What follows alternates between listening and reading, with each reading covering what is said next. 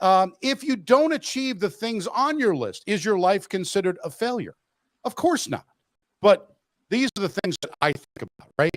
I want to make such a list. I've already lived a pretty good life. And of course, I have more things to do, right? We all do. But do I really need a list to help me through all of this, right? Here's an example. If I never eat another taco again, I think I'm going to be okay. But if somebody says, hey, Len, you want a taco? I said, yeah, I'll eat it. I mean, come on. However, if I never get to have another slice of New York pizza, that would make me pretty sad. But the focus on a bucket list, I had to look this up. I wanted to be prepared for you guys, right? Is to live a life with hopes and aspirations. No kidding. I mean, isn't that what we want to do anyway? Making a bucket list allows us to reflect on the value and the goals and identify important milestones and experiences that we want to have within our lifetime. It's from kick the bucket to die, right? And then plus the list, right? Hence the list of things to do before you die. So I started again to ask myself, when did this become a thing? And the term was used in 1999 by American and British screenwriter Justin Zackham. In his screenplay, of course, you're waiting for this, the 2007 movie, The Bucket List. One of my favorite movies, actually, to be honest with you. Jack Nicholson and Morgan Freeman trying to drive you to the store. Morgan Freeman. Two terminally ill men escape from a cancer ward and head off on a road trip with a list of to-dos before they die, right? This is a good movie. If you haven't watched it, you should go back and watch the movie. It is very well done. So in 2004, the term was used perhaps for the first time in the context of things to do before one kicks the bucket, right? So I don't have a huge problem with people actually making these lists, but when they post their vacation photos, and of course, during the time that they posted, every picture said, I got to cross this one off my bucket list. Enough. If you don't cross everything off, and God forbid you die before you finish the list, I don't think you're going to remember whether or not you didn't finish it anyway, right? We're just going to be gone. So I think it's not that big of a deal. So stop making your list already. All right. With that being said, it's time to bring on my guest for the week. She is making her second appearance on Len's Burning Bush. She last appeared back in May of 2021 on episode 59, Cicada. She is a life adventurous. She has a podcast, the Holistic Life Podcast, with her husband, Jay.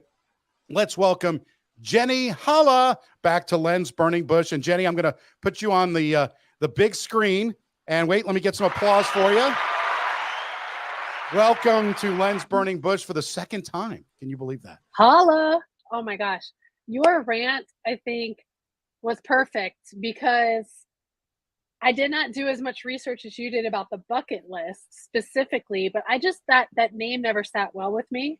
And so, of course, I was like, well, hey, have the life adventurous list, because my perception of the bucket list was, waiting until you were about to die, like that movie. Okay, I'm old. I'm retired. Now it's time to go cross the things off. And I've always been like, well, why do you have to wait? Why do you have to wait? You don't have to wait. You can still have these experiences your whole life.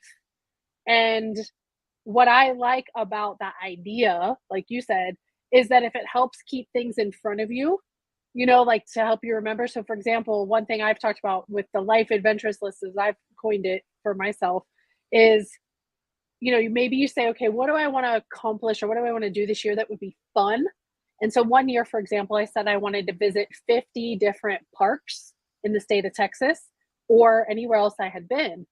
And so with those parks, like, it was fun for me to write down the parks I had been to and where I hiked and how far I hiked. And while I didn't make it to 50 for the year, I think I made it to like 40.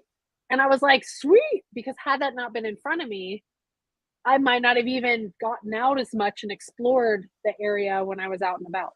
Again, no problem with that at all. I just don't like to hear 20-somethings or 30-somethings all of a sudden saying, oh, I went to Wrigley Field. Oh, my God, I crossed that off my bucket list. I mean, if you live to be 80, we hope you go to Wrigley Field a little more than just the one time, right? I mean, enough already. It's just, I'm sick of it. My wife does it all the time, too. I want to go to this one, or, I was hoping to go see Tom Petty off my bucket list, but unfortunately he died, so we can't go to see him now.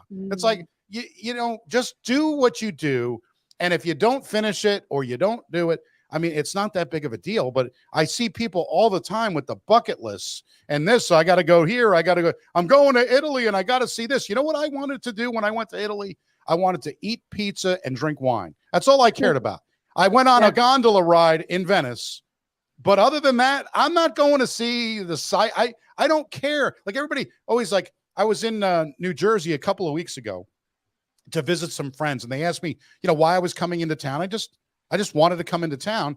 And everybody said, well, what are you doing? I said, well, I'm going to dinner with this one. I'm going to lunch with this one. I'm going to dinner again at this one.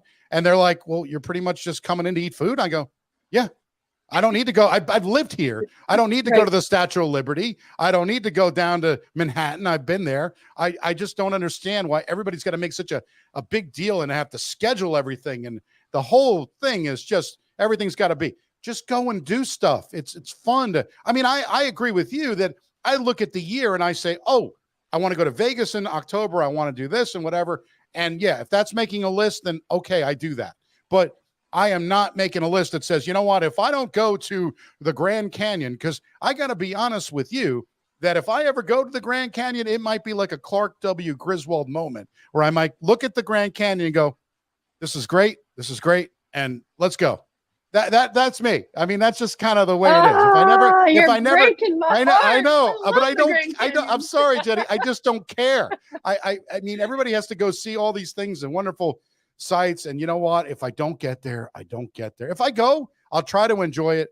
But I was just, anticipating it to be a Clark W. Griswold moment from, if you haven't seen the movie Vacation, then, I mean, it is predating myself here, but, I just don't get the bucket list. I love the movie. I love the premise of, and again, they were dying. They knew they were dying, right? That's a little bit different, I think, than some 50-something or 49-year-old that says, I got to cross this off my bucket list, right? You don't know you're dying, and you don't need to act like you're dying, right? I'm hearing two different things with this conversation. Like, I'm hearing one thing that has to do potentially with like societal expectations, or maybe wanting to be, seen a certain way, or you're wanting to cross off something a certain way because that's what everybody else is doing. And like you said, like for you, going to Italy means eating the pizza and drinking the wine and experiencing it from that perspective. And for me, I still want to see the sites because they're amazing, but also there's different layers of experiences. And the other thing that I was thinking about as we were talking about this is there's a tool that I use with my clients. It's called 3 MIQs, which is the 3 most important questions. And what it does is you make 3 columns on a piece of paper and you give yourself a time limit. So the time limit could be, say, 3 minutes or 5 minutes, because you just want to write what's on the top of your head. And in the first column, you're going to write down all the experiences that you want to have. And so now you're focusing not necessarily on checking off a list, like you're saying. You're like, what do I want to experience? Like for me, one of my things is I really want to see orca whales in their natural environment.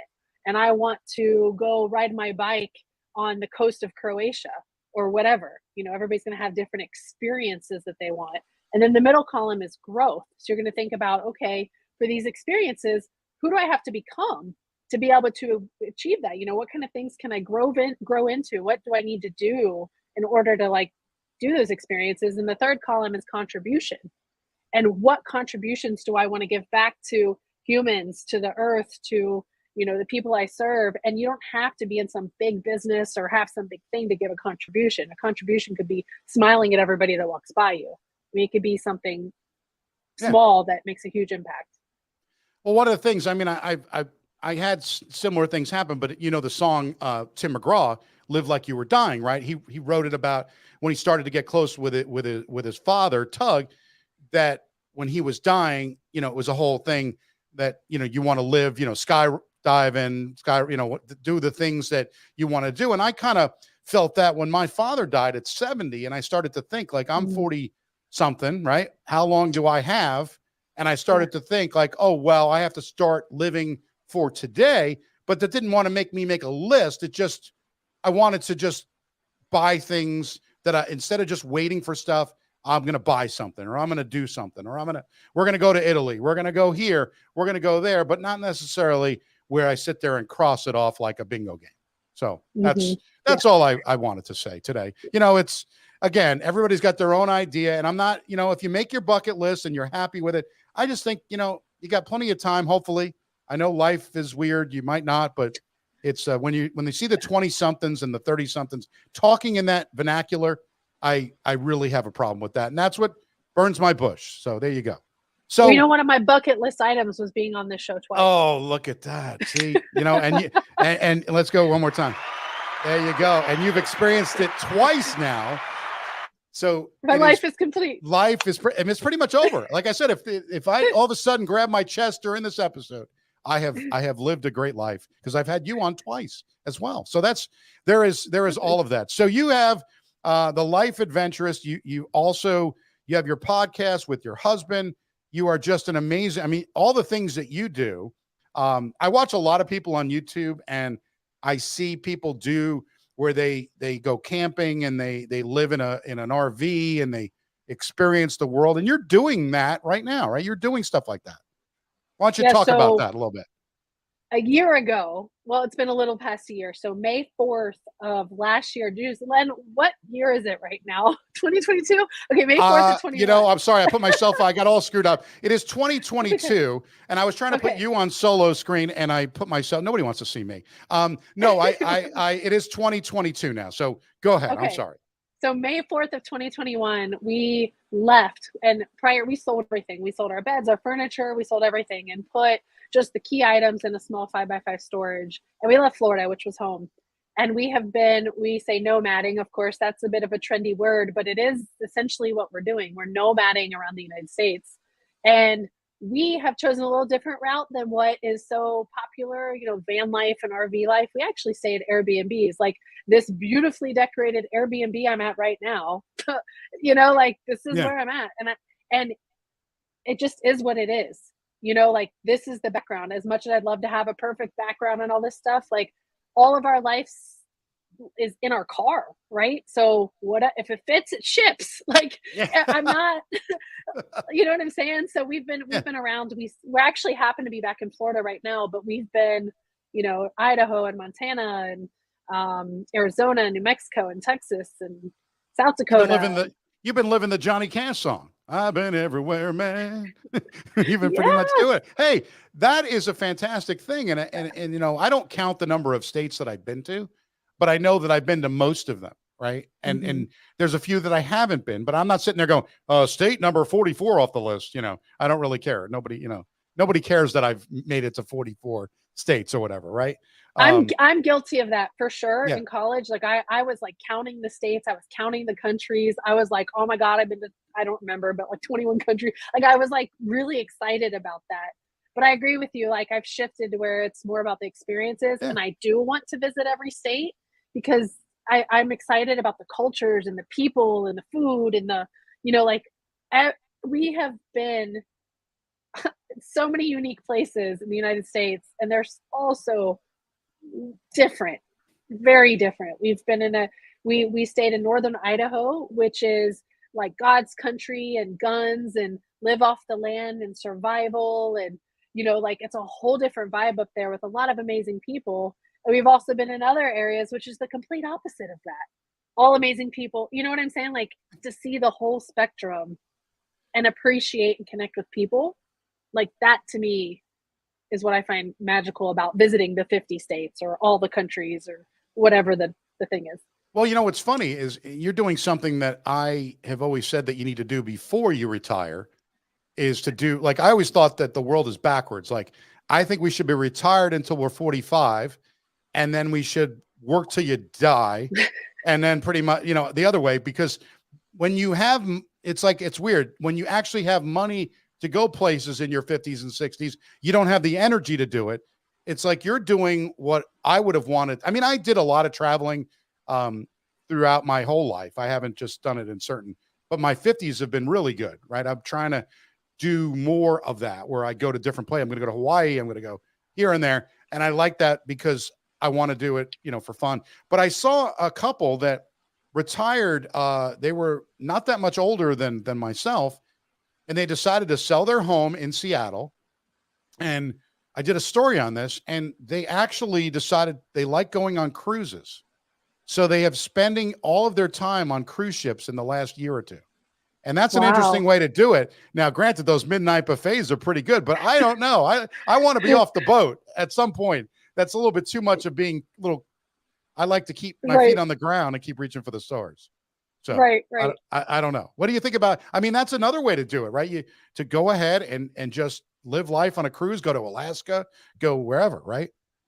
I think I think the thing that speaks to me about that specific story and really what we're talking about and what I have like had a huge desire to like help people with and what I just like what lights me up is exactly what you said, like living life on your terms and finding what that is. Like maybe the way that I've done it or the way that couple did is not your thing, but what is your thing? What excites you? I mean, if anything, I would say that the lockdowns from everything that some of us, because obviously every area had a different scenario as far as like what that looked like. But I would say there's a good chance that that had you pause and really think about what am I doing? You know, Yeah. what is it I want out of life? Do I like my job? Do I like my house? Do I like where I live? Do like I think that's like just pausing and really asking, am I doing something automatic or am I consciously making this decision because it's what I want to do? Yeah, and it's what's funny. I like to say, I've said this. I had my birthday in April, and I made a comment like I'm living my best life now. Not that I didn't live a good life before that, but I think now I'm really living my best life. And my 93-year-old father-in-law lives with us, and Mhm. he moved from Florida about 3 years ago to live with us. And he's out there. We call him the groundskeeper because he goes ahead and cuts the grass. He's out on the lawnmower, the rider, and he just loves it. He just does all this stuff. And if he didn't do it, he would just sit in his room. But he likes to have something to do. He's like the handyman. Like I'm going to date myself, but there was a show called One Day at a Time, like Schneider. So he does all that stuff. But he says to me, he goes, we'll do. We watch Wheel of Fortune and Jeopardy. I know we're old school. We watch that. And what we'll do is we have a cocktail maker. So we make an old fashioned. We'll all sit and drink and watch Jeopardy and Wheel of Fortune.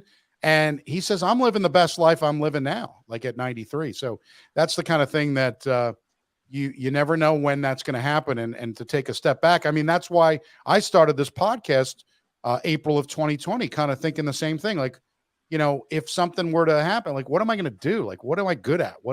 So you start to think about those type of things. And, Mhm. so anyway, speaking of Jeopardy, I don't know if you got a chance to watch, probably not because you're the nomad that you are, but I will let you know that there was a great story on Jeopardy just recently. And I don't want to spoil it for those of you that don't know, but Ryan Long is from Philadelphia. He's a champion on Jeopardy, 16-time champion, won $299,000 on Jeopardy. And I don't know if you know the story, but Wow. basically, unfortunately, he was a bus driver. He had got COVID and was in the hospital for I don't know months or so, and wound up where he couldn't really work. So he became he started to work as an Uber driver, and then he didn't get a chance to really prepare on Jeopardy, but he went on Jeopardy and really got there, barely had enough money to get there, got on Jeopardy, and I think he brought 2 dress shirts with him and then wound up winning. And they were helping him with clothes, and he forgot his glasses. And if you watch the first couple of times he was on, he's sitting there squinting because he doesn't have the thing. Just a great story. And there were people that when he lost his 16th game on Monday, he lost to a Minnesota meteorologist, Eric Hastic. But he told, I didn't throw the game. I didn't lay down. The guy just actually did it. He kind of wants to just, spend time now. And his biggest thing was just being able to take his 8-year-old son somewhere. And Mm. that was all he really cared about. But $299,000 he won. He's going to be back for the Tournament of Champions in the fall. And I just think that's a tremendous story. Yeah, I love that.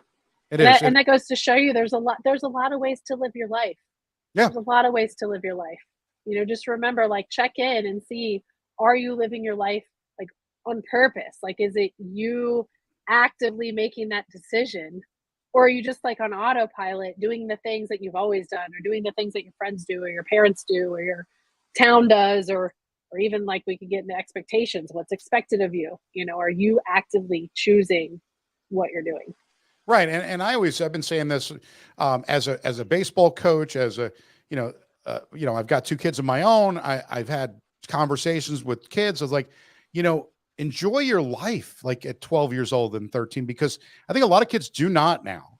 They do not enjoy their life because they're constantly being schlepped to sporting events, right? You did it. You played softball, right? You know what that is, but I like to think there's got to be a little bit better balance for these kids. I always like to tell the story of me, okay? I've been bowling for 40 plus years, okay? Longer than that even. And I bowl on Thursday nights in a league where I see my friends and I have a few cold ones, okay? I'm not going to tell you how many, but I have a couple of cold ones and I enjoy myself every week. But there are Thursday nights that I don't want to go. So I always like to tell the parents, when the kid tells you that he loves what he's doing and he loves baseball and he loves football, but he also loves being a kid. And when you can't be a kid for a little bit, I mean, one thing, there's a lot of scheduling that goes on with kids these days. And I remember just having neighborhood games where we would just play baseball or play football. We would do all the seasons. And I brought my friends on for episodes back in the day where, again, I'm getting to be that old man on the lawn. But I just think that if you could just stop for a minute and stop the scheduling, and you know what, tell your kid, you know what, this weekend, you don't have to go to that game. You want to go to the pool party where Jessica's going to be there? Go right ahead, because I think that the kids will miss that later on in life. What are your thoughts of that? When I reflect back on my own experience, my memories are I loved playing and going to things. So I'd be curious what my parents would say. Like, did I ever give any pushback? Or, did I, because from memory, I feel like I loved it. But also, I remember for me, I had friends throughout the years that would be upset with me because I wouldn't be able to hang out with them. I was like, Exactly. but I'm playing ball. I But I know. loved what I was doing. No, So it was like, and I do not doubt that. My argument to this whole thing is not whether or not the kids actually like to be on the field, but yeah. it's the schlepping. And if you get somebody like on a weekend, let's say you're 11 years old and you get invited to a pool party that you can't go to, but you have a game and you're like, you're kind of regretting it a little bit. But when you get there, you have a good time. It's kind of like invited to that party that you don't want to go. And Jay says, come on, let's go to the party. Let's go ahead and do it. And you're like, I don't want to go. I don't want to go. You're kicking and screaming. He puts you in the car. You get there and you have a wonderful time. It's the same kind of thing, right? Same concept. Yeah. So I think what you did, you enjoyed it thoroughly, and that's great. But I've talked to people who were swimmers and they were in the pool every day but Christmas every year. And it gets to be, to me, I think that's a little much. I like seasons. I like to separate where you have baseball season, you got football season. I don't like to do anything all year round. I don't even bowl all year round. I like to swim in the summer. I like to, play. I like to bowl in the fall or whatever. I always just like to play baseball or football, whatever, in the fall. I never like to do the same thing all year because it becomes a job after a while. And you say that, and it brings up a memory. This is more as an adult, so like college. I played 3 sports in college. I did 2 study abroad, so I was busy, right? And I have friends who went to NKU. So, what is NKU, a D2, I think, a D2 college there? Now it's D1. Yeah. Okay. Back 10 years ago. Yeah, it wasn't. It just recently in the last 5-10 years. Yeah. And then I went to Rio Grande, which was an NAIA school. So I had friends who went and played softball at NKU. And in the summers, I would still play softball in the summers, and I would try to get my friends, because we all grew up playing ball together. I tried to get them to come out and play, and they were like, no, I need a break, because for them, they had morning workouts, they had afternoon workouts, they had study tables. When they left for winter break, they had to weigh out, they had to weigh back in. Like, it was a very strict schedule. And for me in my college, we didn't have all that. Like, we'd be like, Coach, can we have off Friday? Yeah. And you'd be like, go ahead, go enjoy your weekend. Or, hey, if we have good practice this week, you can take off the weekend. Or, we had, like you said, more of that balance. And so I still enjoyed it, but they were done. They were done in off season. Now, here's the question though, and I'm really curious about this. Like, we did good overall. NKU that year specifically won. They went undefeated. So Is Maybe that it does work. necessary? I don't know. Well, You and know, that's the thing that I'd like to ask you. And, kind of, I have this theory, okay? And it's just a theory, but I really believe it because I always look at the eye test for me. And the eye test is if I can look at somebody and say, they're going to be a decent ball player, right? I could tell right away. I knew a couple kids at 8 years old. I could tell immediately that they're going to be really good. So my argument to this is if I could tell that at 8 years old, why do they need to play travel ball and all this stuff? Because to me, if they go to high school and play high school ball, which is not as big of a deal anymore, it used to be. But when they play high school ball, okay, who's to say they can't get a college scholarship by just playing high school ball? If you're good, they're going to find you, aren't they? Or am I wrong on that? my counter question or point to that, or is Ohio versus Florida, Texas, Arizona. Because I agree with you, but at the same time, after moving to Florida and being around, kids in Texas, like we just went to a friend's son's baseball game in Texas, being able to play year round, I don't know if it's perception that those kids are better. They get first look. At least it was softball back in the day. That's how it was. They got first look. And Ohio being an outfielder, it was like, who are you? Like, don't care. That was my experience, though. So I'm not But sure. no question about that. And it is an advantage. But why do they need to? My argument is, why do they need to play all year round? I don't know if it's perception. I don't know if it's keeping you, fresh. I don't know. Now, There's two schools of thought, right? There's yeah. if you play something so long, number one, there's burnout. I always look at Rebecca from the WNBA. There's burnout. You play AAU basketball all the way through. Deladon is her name. You play all the way through for 8 years old, all the way up to 18, and you never get a break. And then you go to University of Connecticut and you see Gina Auriemma. You get there and you're like, I'm done. I'm quitting because you just don't. And again, she went back to school at Delaware. She wound up going to the WNBA anyway. But my point is there's some level of burnout with all of it. And maybe, you find, or maybe you don't, but if you're a good player, it seems like they will find a way to overlook the fact that you haven't played all year round if you're really good. That's all. I definitely agree with that. And it's interesting, talking about this because I agree with the points that you're saying with kids and because all of that applies to adults. And it makes me wonder if a lot of the people who are overachievers or workaholics or identify with their work and the people who get these burnout situations in corporate or their own business or whatever, if a lot of that is rooted in what we're talking about. Oh, I think it has to be. It has to be. Yeah. Because you again, learn those behaviors and then you apply them as an adult. I see all these families, even in Northern Kentucky and in Cincinnati area, where their kid plays. I was talking to a kid just recently. He plays for a high school locally here. He's playing for this team in Ohio, All-Star, whatever they call them now, travel team. And he's playing for that. And then during high school season, he's practicing 6 days a week. He's a really good player. But at some point I said to him, I go, why the two teams?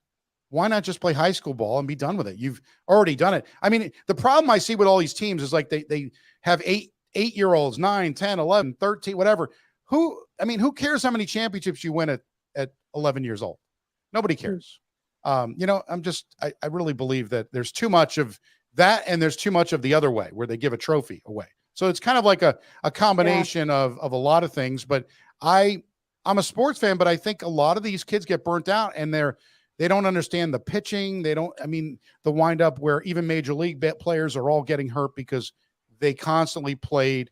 I think we need to take a step back and just, maybe you're right. Maybe that would be a way for adults to be better people too. We can see that. So it is amazing. But one thing that I want to bring up, kind of unrelated. I don't know if you saw this, but if you're a fan of Madonna, are you a fan of Madonna? Madonna. I do like her, but I have no idea what's going on with her life. No. News. You don't. Okay. You don't need to. I just wanted to know if you're a fan of Madonna. Yes. So the show Ozark has a character, Julia Garner.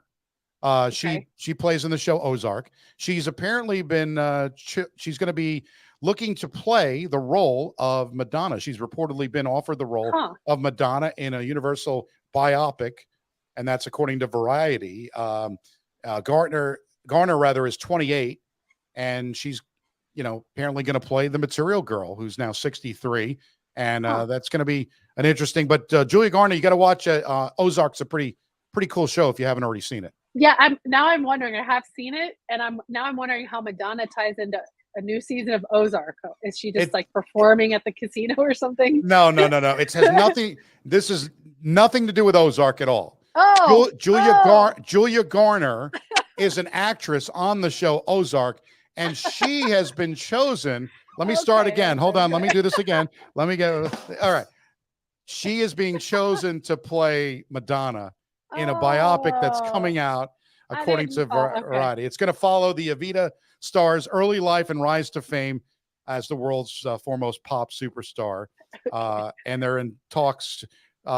Julia Fox is also reportedly in talks to portray Madonna's longtime bestie, Debbie Mazur, as well. So just wanted to bring that up. If you like Madonna, that Julia Garner, who plays in Ozark, okay, nothing to do with which character is she in Ozark? She's Ruth.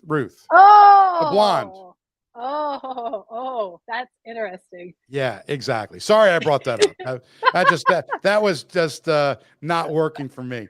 But one thing that is working, and they're going to have Chris Rock and Dave Chappelle are apparently slated to be on stage together September the 3rd at the O2 in London.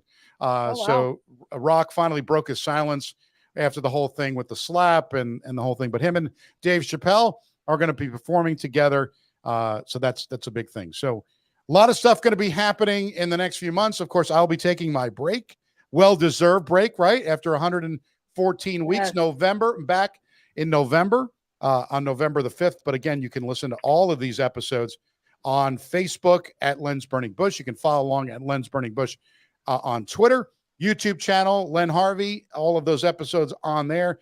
And keep in mind, you can get the episodes on Amazon, all the different places. But on my website, lensburningbush.com, all the episodes are listed. All the videos are now listed. So even though we're live on Facebook and on Twitter and YouTube, you can catch up with all the older episodes. So, Jeni, why don't you give your website and anything else that you could think about that we didn't bring up? Yeah, I'd say right now the best place to connect with us, I'd say there's 3 options for you as far as connecting. One is the handle here on the screen, however I point to it, right there. And so that's on Instagram. And then also our business page is at the number 2 underscore the letter J Holla. And we are just like you. We take breaks sometimes on social media, but that's where we post a lot of our nomad journey. We post other things on there. You can find all of the rest of our links at solo.to /the Hollas, HOLLAS. And that's where you can get the links to the podcast and all the rest of the stuff. Holla. Well, I really appreciate you coming on again. I'm going to play my theme song again. I don't know what you thought of it, but the band Blue Jelly came up with this. You like it? It's got a little kick to it, doesn't it? Lens bush is burning, it's burning for you. Lens bush is burning, it's burning for you. Well, thank you, Jeni Holla, and thanks to my great band, Blue Jelly, for coming up with the theme song. I'm Len Harvey. Remember, we're taking our break, 114 weeks. We'll be back again with Len's Burning Bush on November the 5th with all new episodes every week after that. In the meantime, go catch up. 113 episodes. You can go catch up to all of the episodes, and you can listen on lensburningbush.com. So everyone, have a wonderful summer. And so long.